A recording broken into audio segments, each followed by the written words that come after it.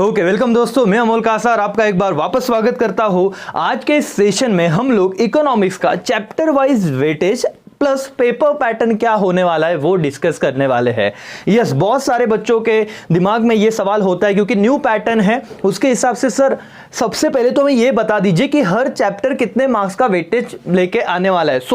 बहुत बच्चे ये सोच सकते हैं कि कौन सा चैप्टर ऑप्शन को डालने वाला है, सही ना।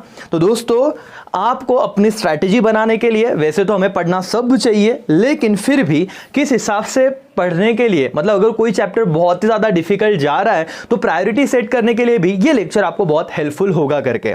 तो मेरे भाई और बहनों, ये जो आपको स्क्रीन पे दिख रहा है ये जो हमारे बोर्ड ने, right, the Maharashtra state board of secondary and higher education Pune, right, हमको ये वेटेज दिया हुआ है और ऑफिशियल है, राइट। तो कोई टेंशन मतलब दिमाग में मत रखो, ये जो है वो कंफर्म न्यूज़ है करके। दोस्तों पहले मैं चैप्टर वाइज बता दूं आपको, यहाँ पे नीचे डिस्क्रिप्शन बॉक्स में इसका लिंक भी मिल जाएगा पीडीएफ का। वैसे तो कोई ज़रूरत नहीं, आप देख लीजिए फटाफट, कुछ डिस्कशन में कर रहा हूँ। दूसरा तो ये कि इन्होंने आपके प्रीलिम्स का, यूनिट टेस्ट का और मेन एग्जाम का पेपर पैटर्न डिस्कस किया हुआ है। जितना मुझे ज़रूरी लग रहा है, पहले मैं आपको चैप्टर वाइज मार्क्स बताऊंगा और बाद में सीधा प्रीलिम्स और मेन एग्जाम में क्या पैटर्न होने वाला है उस पर मैं डिस्कस करने वाला हूँ। दूसरी इंपॉर्टेंट बात दोस्तों, प्रीवियस ओल्ड अटेम्प्ट में क्या होता था, 140 मार्क्स विद ऑप्शन पेपर आता था करके, राइट। तो वहां पे मतलब करीब 50% ऑप्शन हो जाता था। मतलब कैसे sir, right any 3 out of 6, मतलब 6 होते थे और आपको 3 लिखने थे। अब जो मैं आपके साथ पेपर पैटर्न डिस्कस करने वाला हूं, आपको समझेगा कि थोड़े बहुत बदलाव क्या है करके। ओके दोस्तों, तो सबसे पहले मैं आपके साथ पहले 5 चैप्टर की बात करता हूं, ध्यान दीजिएगा सर और मैडम। जो पहला चैप्टर है इंट्रोडक्शन, 7 मार्क्स और 10 मार्क्स विथ ऑप्शन, मतलब पूरे पेपर में आपको ये 10 मार्क्स को दिखने ही दिखने वाला है और नेट कम से कम 7 मार्क्स तो आएंगे ही आएंगे। मतलब ये चैप्टर अगर किसी ने छोड़ा 7 मार्क्स गए, समझ लो। Okay sir. दूसरा यूटिलिटी, सबसे इजी चैप्टर है। लॉ ऑफ डीएमयू, इसमें एक क्वेश्चन है जो बहुत ही अच्छा है करके, इंपॉर्टेंट है दोस्तों। 7 marks without any option, with option again 10 marks. Okay, तो 7 से 10 के बीच में ये चैप्टर रहेगा। Demand analysis and elasticity of demand, 3A and 3B, मैंने आपको कहा था बहुत ही इंपॉर्टेंट है करना करके। ओल्ड सिलेबस में कम से कम 25 से 30 मार्क के लिए आता था।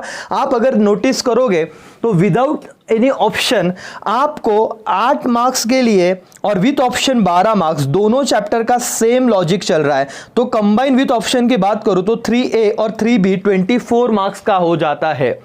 और मेरे दोस्तों आपके पेपर पैटर्न में लास्ट क्वेश्चन, मतलब 2 क्वेश्चन 16, मतलब ईच 8 मार्क्स, तो 16 मार्क्स का क्वेश्चन है एक, जिसमें आपको 2 क्वेश्चन अटेम्प्ट करने 3 में से। बिलीव मी, मेरे पे भरोसा रखिए, 8 मार्क का एक क्वेश्चन 3A नहीं तो 3B में से कंपलसरी आने ही वाला है। तो इसमें लॉ ऑफ डिमांड आपको बहुत अच्छे से करके रखना है करके, टाइप्स ऑफ प्राइस इलास्टिसिटी अच्छे से करो करके, राइट। और भी बहुत क्वेश्चन है, पूरा तो आपको पढ़ना ही है, राइट दोस्तों। तो ये 2 चैप्टर की मैंने बात की। चौथा चैप्टर है supply analysis, again minimum 7 maximum 10 marks. And 5th chapter is forms of market, जिसमें मैंने आपको कहा था कि चैप्टर 1 से लेकर, अगर आप दिमाग लॉजिकल पढ़ते हो इकोनॉमिक्स, तो कंज्यूमर का बिहेवियर बताया, प्रोड्यूसर का बिहेवियर बताया। अब कंज्यूमर और प्रोड्यूसर कहां पे मिलेंगे सर, वो एक मार्केट में मिलेंगे। तो फॉर्म्स ऑफ मार्केट जो माइक्रो वाला जो पार्ट था, ये उन्होंने मिनिमम 7 मैक्सिमम 10। तो दोस्तों पहले 5 चैप्टर तक अगर मैं बात करूं, 50% सिलेबस ओनली। कितने मार्क्स होते हैं विथ ऑप्शन की बात कर रहा हूं मैं, 10 20 30 40 50 60 64 मार्क्स की पढ़ाई आपकी हो जाती है विथ ऑप्शन। अगर मैं ए से चैप्टर 1 से लेकर चैप्टर 5 तक करूं, देखो इसीलिए स्टार्टिंग के जितने भी चैप्टर है माइक्रो के, बहुत अच्छे से उसे करना है करके दोस्तों, राइट। अब मैं जाता हूं चैप्टर नंबर 6 पे, ये विथ ऑप्शन 64 का, right. Okay sir, chapter 6 index number 8 marks का है चैप्टर, वो विथ ऑप्शन आ जाएगा 11 marks. National income 8 marks with option 12 marks. Public finance in India 8 marks with option 12 marks. तो दोस्तों ये 2 चैप्टर कॉम्बिनेशन में बहुत सही जाएंगे, चैप्टर नंबर 7 चैप्टर नंबर 8, क्योंकि इसका वेटेज जो हो जाता है अगेन 24 मार्क्स का इनका वेटेज हो जाता है विथ ऑप्शन कहो तो। समझ में आ रहा है। लेकिन नेशनल इनकम बहुत सिंपल है, ज़्यादा इसमें टेंशन नहीं, इजीली लर्न होने वाला चैप्टर है अगर आपने प्रॉपर समझ के पढ़ा तो। पब्लिक फिनांस, यहाँ पे भी ये चैप्टर बहुत अच्छे से दिया हुआ है, तो इसमें से 8 मार्क का एक क्वेश्चन कंपलसरी आने के चांस है इन दो में से, राइट। मेरे दोस्तों आगे बढ़ रहा हूँ मैं। चैप्टर नंबर 9 आपको दिख रहा है 8 marks with option 11 and chapter number 10 foreign trade in India 4 marks और 6, ये सबसे कम मार्क्स के लिए करके। सो पहले 5 अगर कर लूँ तो मेरे इंपॉर्टेंट कितने 4 चैप्टर होते जो मुझे ज़्यादा उस अच्छे से करना है। तो विदाउट ऑप्शन 80 मार्क्स का पेपर है, आपको तो पता ही है 80 मार्क्स के लिए राइटिंग आने वाला है, 20 मार्क्स आपको कॉलेज में से देने वाले इंटरनल, और विथ ऑप्शन 116 मार्क्स का पेपर रहेगा। ऑप्शन बहुत है करके आपको, लेकिन एनीवेज आपके सामने ये पेपर पैटर्न डिस्कस हो गया।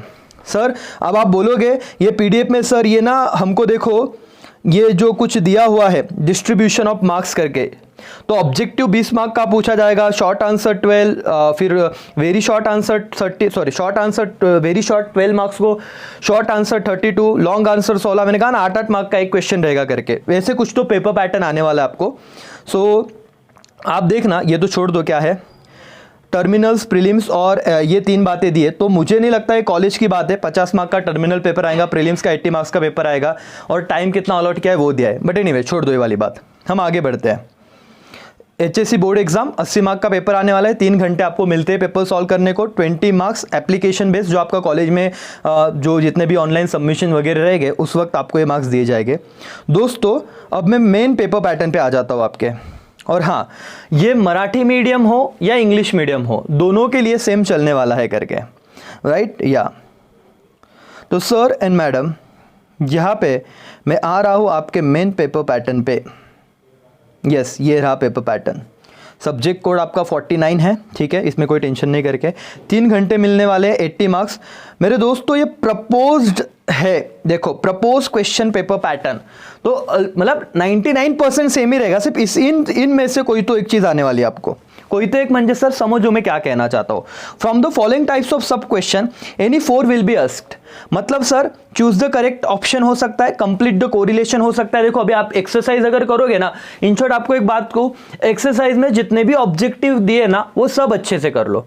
अब क्योंकि ना ऐसे नहीं है कि भाई देखो find odd word out, complete the following statement, choose wrong pair, assertion reasoning question, identify right group of the pair from the given option. अभी असर्शन एंड रीजनिंग वाले में बहुत बार डाउट आ रहा है बच्चों को, बट क्या है कि इन 8 में से कोई भी 4 चीज आपको पूछ सकते हैं एग्जाम में।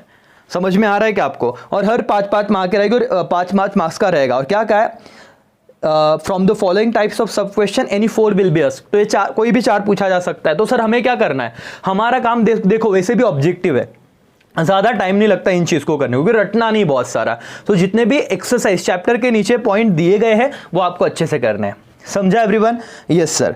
ओके, क्वेश्चन 2 आपका जो चालू हो जाता है, ध्यान से दोस्तों, क्वेश्चन 2 में पार्ट ए और पार्ट बी है, तो लिखते वक्त भी प्रॉपर लिखना पेपर में। 2A में आपको आ रहा है identify and explain the concept, ये नया पॉइंट कुछ आया इस साल से, प्रॉपर समझिएगा उसे, कैसे उसको लिखना है, कंसेप्ट को आइडेंटिफाई करके। पिछले अटेम्प्ट में, पिछले एग्जाम में नहीं था करके ये, तो आप अगर कोई ओल्ड पेपर देख रहे हो तो ध्यान से, राइट।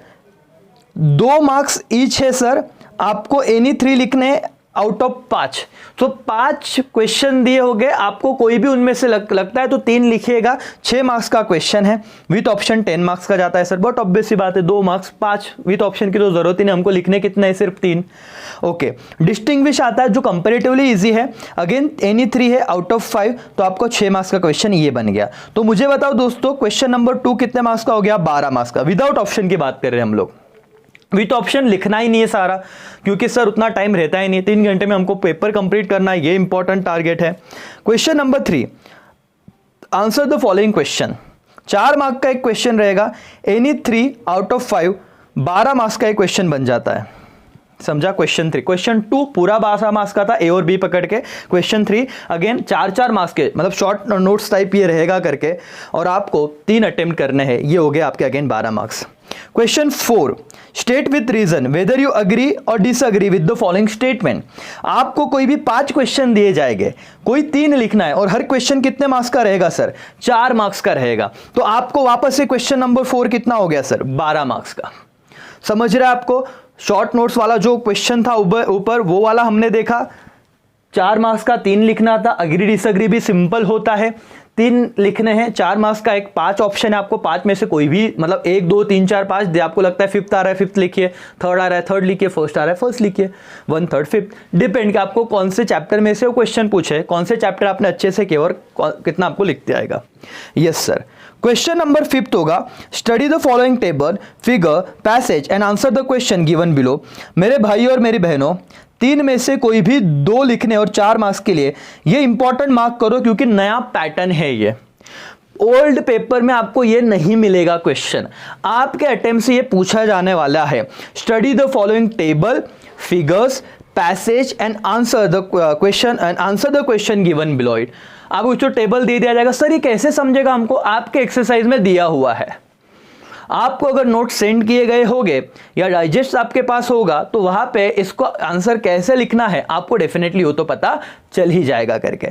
नाउ लास्ट क्वेश्चन है जो बहुत ही इंपॉर्टेंट है, तो ये भी कितने मार्क्स का हो गया सर, 8 मार्क्स का क्वेश्चन हो गया, 4 मार्क्स के 2 ही लिखने हैं आपको। और मेरे दोस्तों, मेरे भाइयों और बहनों, सबसे इंपॉर्टेंट सवाल होता है 12th बोर्ड का क्वेश्चन नंबर 6, क्योंकि 16 मार्क्स का क्वेश्चन है, 3 में से कोई भी 2 लिखने, तो आप अभी आपके पास एक ही ऑप्शन है, एक ही ऑप्शन में डाल सकते हो, 2 तो लिखने ही है। पहले ओल्ड में वो 4 में से 2 लिखने होते थे, तो ये थोड़ा नाइंसाफी लगता है, बाकी तो कुछ नहीं सर। और मैंने कहा 3 भी अच्छे से करो, एक तो डेफिनेटली वहां से होगा, और नेशनल इनकम वाला चैप्टर अच्छे से करो, एक वहां से आ जाएगा। तो ये 16 मार्क्स ना बहुत इंपॉर्टेंट है, बहुत मायने रखते हैं, राइट दोस्तों। तो ये क्वेश्चन नंबर 6 16 मार्क्स का है और आपको ब्रीफ आंसर इन डिटेल लिखना है। 16 मार्क्स के लिए कम से कम 15 पॉइंट, मतलब ईच क्वेश्चन 8 मार्क्स के लिए आपको 13 से 14 पॉइंट लिखने ही होंगे मिनिमम, मैक्सिमम जितना आ रहा है अच्छी बातें करके। तो मेरे दोस्तों, ये पेपर पैटर्न था, सेम मराठी मीडियम के भी बच्चे हो गए तो सेम उनको भी सेम पैटर्न है, सब चीज सिर्फ मराठी में दिया है। यहाँ पे उदाहरण आधारित संकल्पना ओळखून ती स्पष्ट करा, खालील प्रश्नांची उत्तरे लिहा, सविस्तर उत्तरे लिहा, दैट्स इट। तो पेपर पैटर्न पूरा सेम है। आप इस पीडीएफ में अगर आप स्क्रीनशॉट निकालना चाहते हो तो आप स्क्रीनशॉट भी निकाल सकते हो, यही पूरा मराठी मीडियम के लिए भी है, राइट। सेम चीज है। आई थिंक सो आपने स्क्रीनशॉट निकाल लिया होगा, राइट दोस्तों। या पेपर सर ते मार्क्स पण दाखवा, ओके, जिसको मार्क्स देखने ये रहा, देखो इसका भी आप स्क्रीनशॉट निकाल सकते हो, सेम चीजें है।